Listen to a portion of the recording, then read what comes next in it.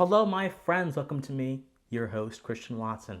My friends, happy Independence Day, but I'll even extend it further than that. Happy Independence Month. This is the month where we commemorate the breaking free of the American people, the creation of the American experiment as a rejection of tyranny and an affirmation of basic truths. And this should last, of course, beyond one day. This should be a year-round, multi-year, multi-decade celebration, because this is perhaps one of the greatest affirmations of the truth that has happened in political history. And my friends, it's very interesting because when you see Independence Day, you see a lot of different calls for different things. You see calls for patriotism. You see calls to be grateful for the wars that have been fought to preserve freedom. But very rarely do you see calls to appreciate the foundations upon which this nation is constituted. And that is what Independence Day is for me. That's what Independence Month is for me. It is that profound appreciation. Now, my friends, there are indeed people who do not share the same love that I may share of the foundations of this country. There are indeed people who see this country in a very negative light.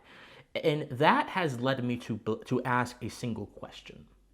What does it mean to be an American in a time of profound anti-American hate?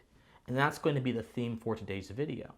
And I believe I can equip you guys with some tools that will help you not only answer that question, but tackle that question in several different ways and defend yourself and this country whenever it comes under attack from people who may not like it necessarily. But indeed, these are anti-American times, my friends. Perhaps no more anti-American than a few years ago. Perhaps no more anti-American than when we went into the Middle East and created a boondoggle. Perhaps no more anti-American any other time. But these are particularly anti-American times. You know, you have an Arizona Democratic Party, the Pima County Democratic Party, saying F the 4th of July because they're angry over the Dobbs ruling in the Supreme Court case. You have MSNBC contributor Dean Albagawa, saying that America is not free because women are not free. You've got Nina Turner, the progressive candidate, the perennial progressive candidate, who has said the same thing. You've got a school board member over in a California county saying that she never celebrates the 4th of July because the 4th of July has no meaning of freedom. You have so many different people tackling and critiquing America's foundations because of their discomfort and displeasure with what is occurring in the contemporary political space. And of course, when they do that, they're endeavoring in a great confusion. And this is a confusion between the universal and the local. America, my friends, is not merely a political entity. America is not merely a geographic entity. America is not merely the summation of the actions of a government. America is something so much greater than that. It is something so more profound than that. And in all honesty, the principles of America are the principles that every single human being, if they want to live morally, should aspire to live by. So I mentioned the tools a few moments ago that will help us attack some of the anti-American hate. Well, here's a few of them. I'm going to give you guys a conceptual tool. I'm going to give you guys a rhetorical tool. And then I'm going to define something that I think will allow you to apply those tools on a solid foundation. So I'm going to, interestingly enough, build the structure first, then reveal the foundation, because I believe the foundation will confirm the structure in due time. Well, the conceptual tool I want to give all of you to help fight anti-American hate is the conceptual tool that understands the ethos of America, understands the basis of this country. America is the only country founded on the axiom, that means the rule, the principle of individual moral agency. America is the only country that looked at the individual and evaluated the individual relationship with nature, with reality, with the world, and drew moral conclusions from that relationship that are not dependent on the power of a king, that are not dependent on the power of a government, but are instead written on the heart, are instead ingrained into what it means to be human. In a sense, America is the first country to recognize and be completely pro human because it understood, our founders understood the conditions under which life flourishes and under which life must necessarily be situated by going to theorists like John Locke and Grotius and Pufendorf and taking their sentiments and then implementing them into the country, building a structure of a republic meant to reinforce those principles, not to rebel against them, which is interesting because Max Boot, the infamous writer of the Washington Post, said that our founders never conceptualized an America in which, essentially that's what he said, in which there was a disproportionate relationship between population and power, when in all reality, the founders conceptualized an America like that, and they did everything in their power to engineer the structure of our country not to go down that path, to go against the passions of faction, as Madison said in the Federalist Papers. So you have to understand what America's fundamental ethos is. This is the conceptual tool. America is at the base, situated on an axiom that affirms the moral agency of the individual, that affirms the individual as the facilitator of moral action by situating him in reality. Reality being limited and ordered in such a way as if reality is ordered in a way that necessitates certain things. So for example, we have laws of gravity. We have all kind of different laws of reality, but we also have the broader idea around these laws called the natural law, the natural order. And if political institutions are concerned with the nature of reality, then they have to ultimately be limited to the terms of reality, and the founders understood this, and they derived those terms from natural law. They understood, okay, if man cannot preserve his life, then society doesn't exist, then government doesn't exist at all. So man, being necessary to be living, to preserve his life,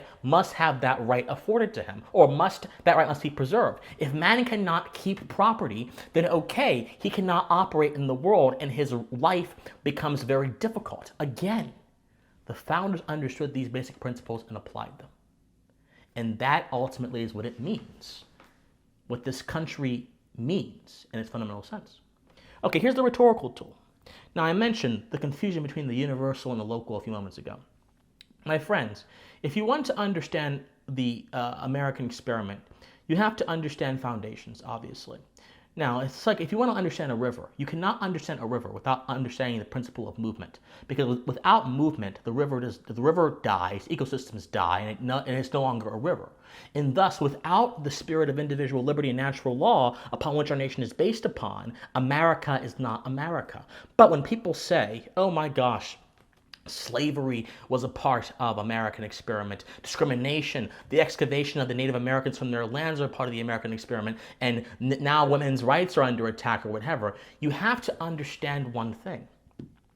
America, if you think of it like a building, is currently, what people currently see when they see America, they see a superstructure. They see the structure of the building, but they don't actually see the foundational base upon which that structure is built upon. And man, being imperfect, cannot, in all cases, reflect universal moral ideas. And our government, throughout its history, has constantly rebelled and violated its own foundations, which is why the American government has been not working efficiently for a very long time. It's not because Congress just spends a lot. They spend a lot in negation to what they're supposed to be doing as a government. They've extended themselves beyond their proper role as a government, and that extension is a byproduct of more spending, but that extension also is a violation of the moral ethos of the country. The bigger fault in the superstructure, which philosopher Isabel Patterson calls a fault in the structure called slavery, that was also a fault in the structure which existed in spite of America's perfect moral foundations. But you must call out people who would seek to confuse our foundations and their goodness with what happened in the local, because those people aren't truly making the necessary distinction that must be made to make good judgment.